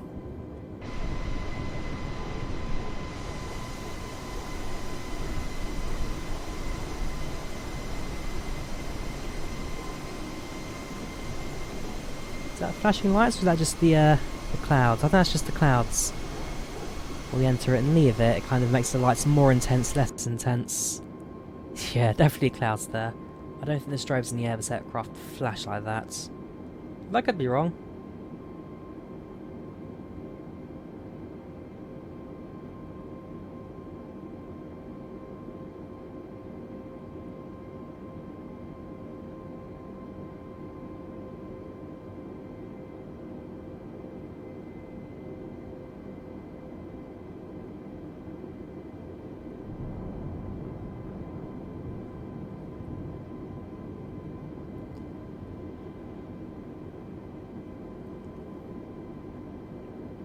So 7,500.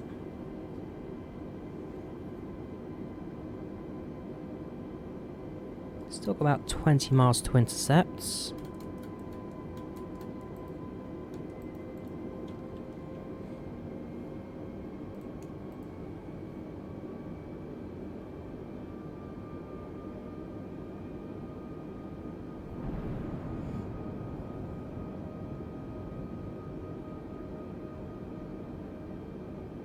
Very nearly at the Lambourne waypoint.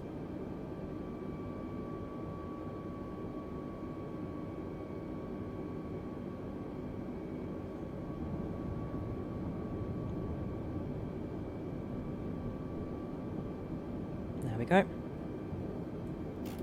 So now connects us to the ILS tower at the airport. So I'll be using that to guide us in shortly. So yeah, we are to the right of the runway, that's fine. As we cut across, we'll turn on the localizer. That will send the aircraft onto the runway. And then after that, we'll figure out what altitude we should be at. I mean, what are we now? 6,500, 3,000 by Romeo 10. So I'm fairly certain that we're going to be pretty much bang on the glide slope today.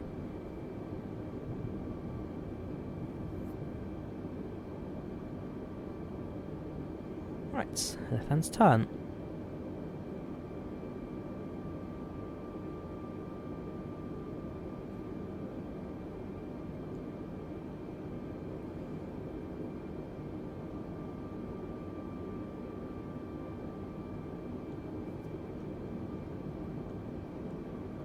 A few breaks in the clouds.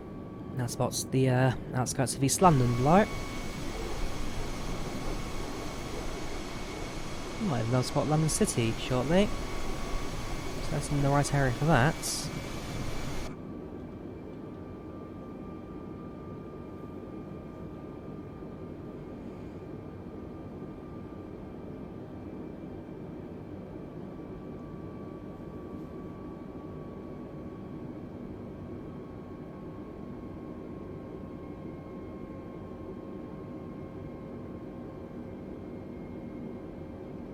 Next arrival 15 minutes, according to Pax, so pretty much on time right now at this point.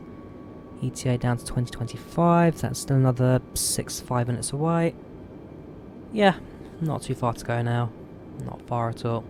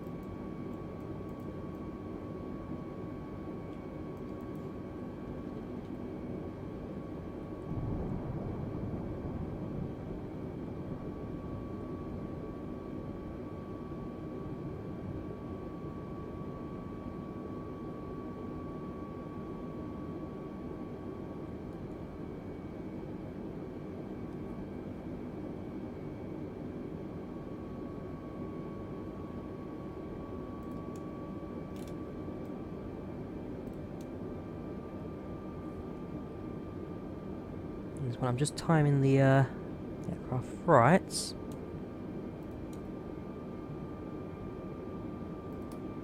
Localizer active. We're a bit below the glide slope right now, so in fact, level off.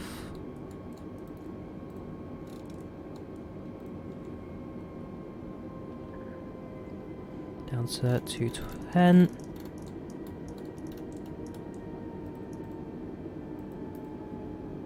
Ready to initiate the first stage of flaps.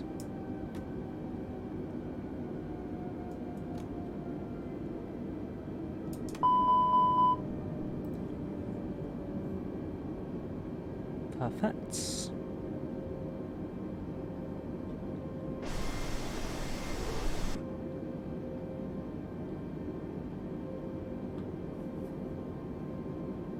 The aircraft's now currently centering itself onto the approach now into Heathrow. And so we're just waiting for the whoops, I said level off. Stop it. Now waiting for the aircraft to reach an altitude. That's pretty much takes us right down the glide slope. So we stop descending now. 3,700, that will do. Measure actual altimeter as well. 1014. 1415. 14.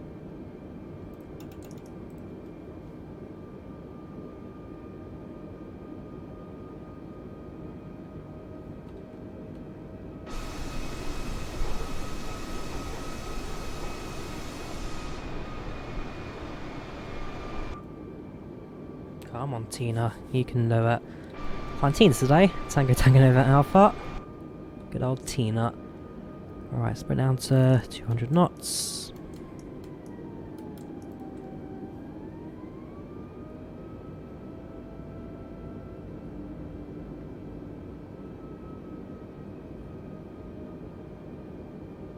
There we go. So the altitude there, it's slowly coming down now. So it hits sensor, activates approach, Head down the glide slope, come into land.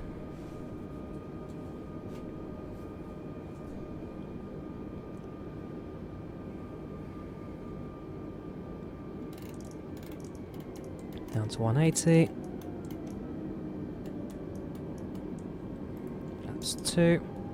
Zoom into 10.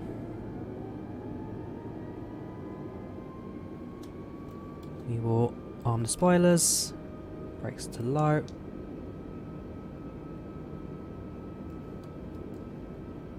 Check the cabin. Camera crew, please take your seat for landing.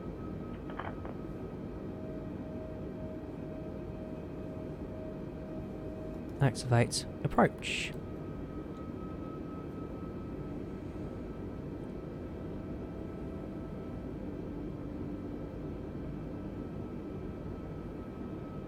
Flaps 3. Our approach speed today is 148. So as a rated landing gear, we'll slow down to 148 and then bring it into to land. If visibility is clear enough, then we shall hand flight in, but we'll see what it's like on the very final stage of approach. Remember, 7 miles to low landing gear.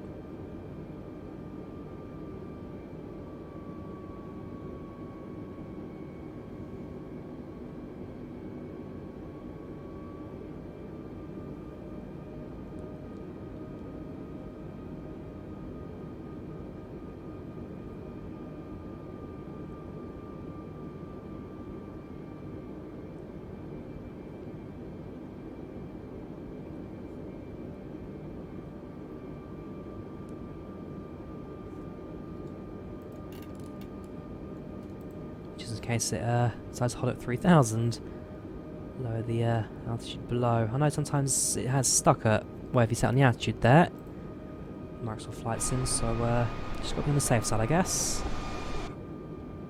Alright, down to 148. Set that. Cabin crew, seats for landing. 2,500. Right, gear down. Cabin crew, seats for landing. Set the speed, set the approach up. Still on the glide slope, which is always good. So right now, just waiting for visibility of the airport to come into view. Which we'll probably get very shortly, actually. Now breaking the clouds now.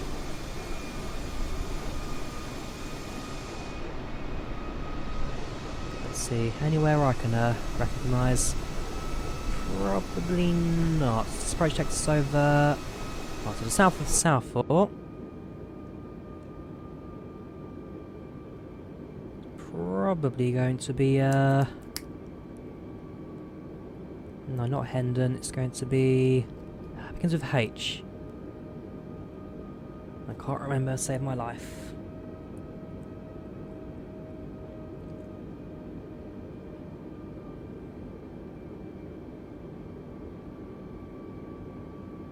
Hounslow, that's it. Hounslow and Heston. I'm actually probably over then over Brentford and Kew. It's not too far from that. There's the Thames.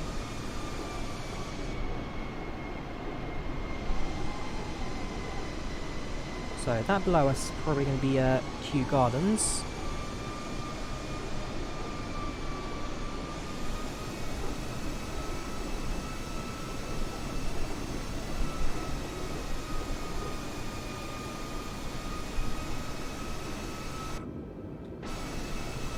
There we go, runways in sights.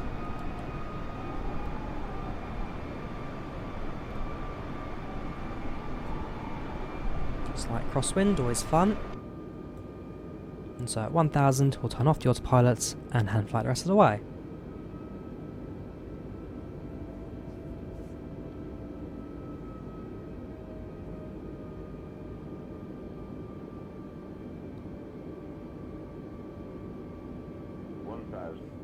Autopilot disconnects.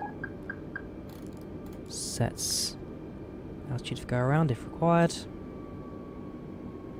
So, gear down, 3 green, spoilers on, brakes set, landing lights active, cabin secure, landing clearance given, misapproach altitude set, re-air checks complete. So far so good. Sync rate. Sync rate.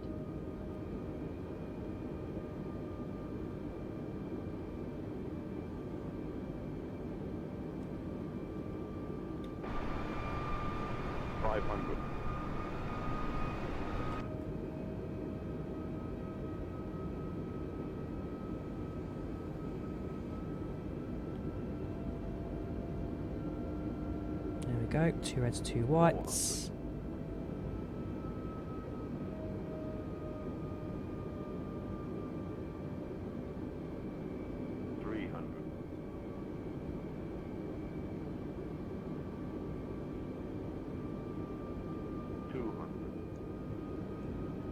There we go, looking good. 100, 60, 50, 40, 30, 20. And Retard, 5. down, reverse thrust sets. A little bit of crosswind, so kick the rudder in. Not quite centerline, but given the weather conditions, not going to be too fussed about that. 80 knots. Down to 60, reverse the idle. Idle the reverses, sorry. And exit runway just to the left. And there we have it. Welcome to London Heathrow Airport. Ladies and gentlemen, welcome to London Heathrow. The local time is 9:30 p.m. and it's currently about 15 degrees Celsius. You can now use your mobile devices. Please remain seated until the aircraft has come to a complete stop and the seatbelt sign is turned off. Remember to use caution when opening the overhead bins as items may have shifted during the flight. As this is your final destination, we thank you for flying with us and we hope to see you again soon. Well, overall, not a bad landing that. It was 217 feet per minute touchdown. Quite light on G's as well. That was quite that was a pretty standard approach for a relatively strong crosswind. I'm sure one day when Microsoft Flight Sim introduces a replay feature, we get to enjoy that in all the angles in the world. But overall, you can't really complain. It was a good flight. That I thoroughly enjoyed it. And hopefully, the flight in the real world will be equally as good. So right now the APU is starting up, and we'll do our clear up. So we'll turn off the flight direction and landings info. Raise the flaps, and then pretty much prepare the aircraft now for a cold and dark shutdown. As the aircraft will not be flying anywhere later today.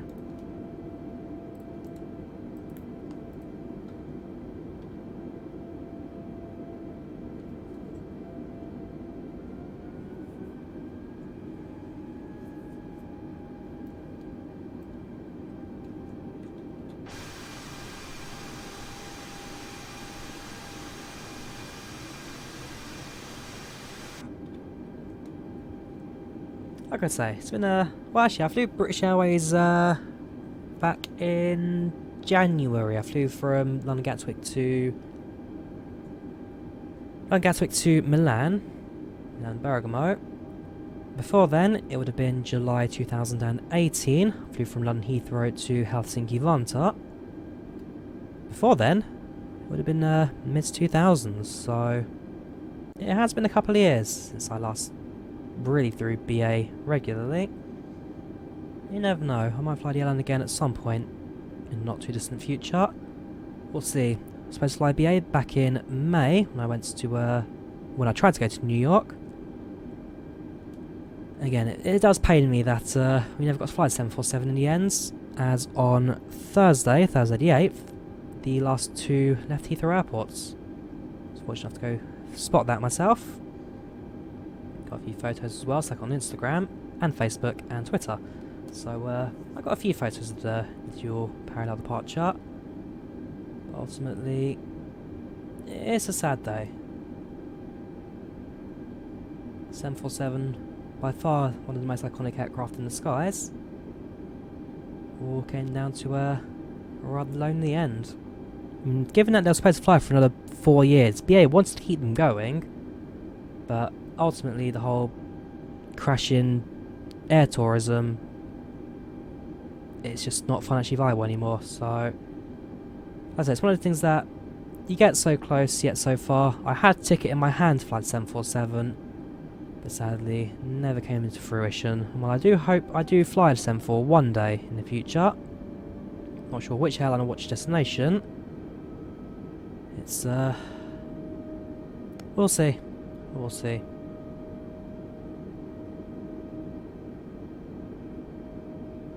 I mean, it is by far one of my favourite aircraft ever, if not my all-time favourite, so yeah. One day. Right, coming up to stands now. Heading to Heathrow Terminal 5A.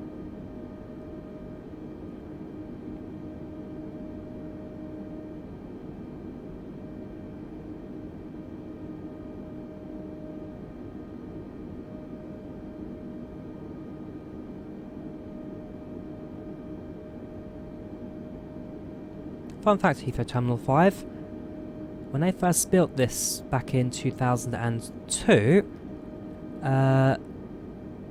because of the height of the terminal, they realised that the original control tower at Heathrow was actually too short to actually view the entire of the airport. So before they built the terminal, they built an all-new control tower, which was much taller, much more modern, and ultimately gave the controllers a better view of the airport as a whole.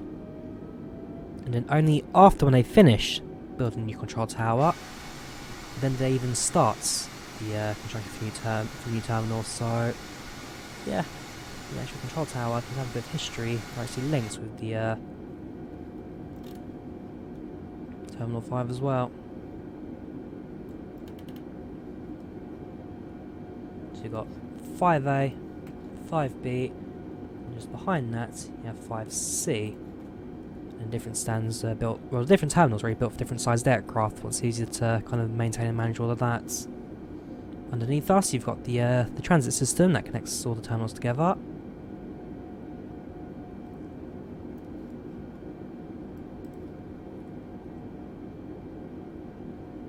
Right, so we're going to go for that stands there. Looks like an American Airlines there, the BA stand. I'm not sure if that's a code share thing there or somebody got lost, but normally that would be the case.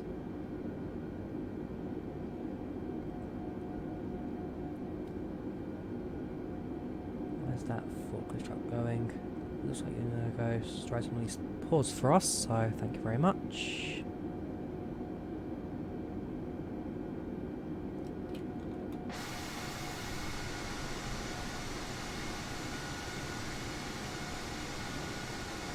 Which one do I take? Do I take the left or do I take the right hand line?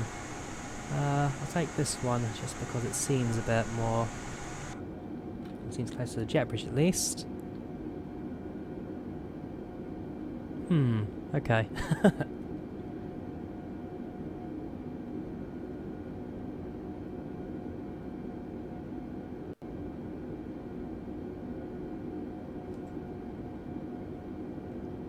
Throttles back.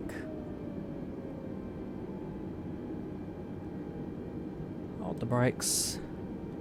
Brakes sets. Turn on the APU bleed. Off goes the engines. Off goes seatbelt sign. Off goes the taxi lights. Off goes the beacons.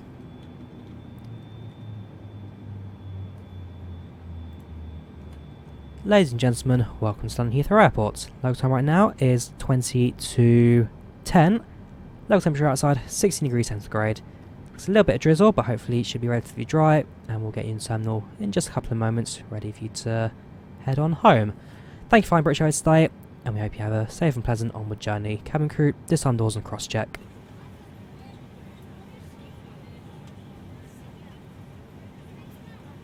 So, that's all set. right now is power available, connects you, turn off the APU, and connects the jet bridge. It's a little bit of drizzle, but hopefully it should be ready to be dry, and we'll get you into Sandal in just a couple of moments, ready for you to head on home. There we go. Journey. Cabin crew, disarm doors and cross check. Turn off the IRS.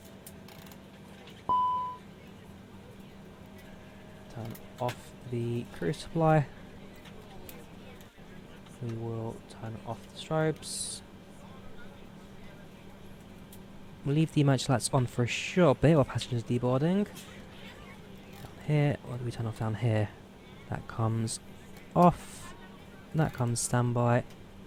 We'll clear the score clear frequencies as they are. No, we can turn off systems, can we? Yes, we can. So turn off the radios since we're no longer in requirement of those. Ah, no third radio on top there. Fair enough. Yeah, that's all that really. The rest of it comes off and the passengers are ready to... Well, the passengers have deboarded. Let us end packs now, so... Open the menu and end flights.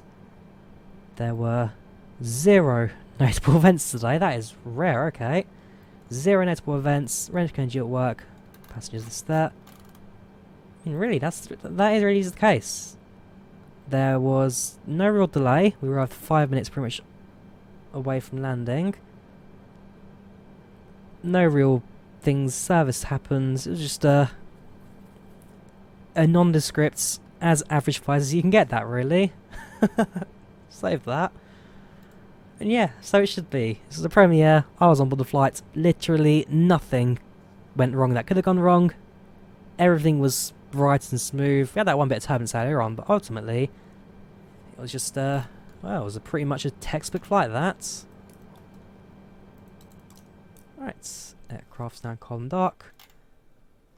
And I can now leave the cockpits and make my way home.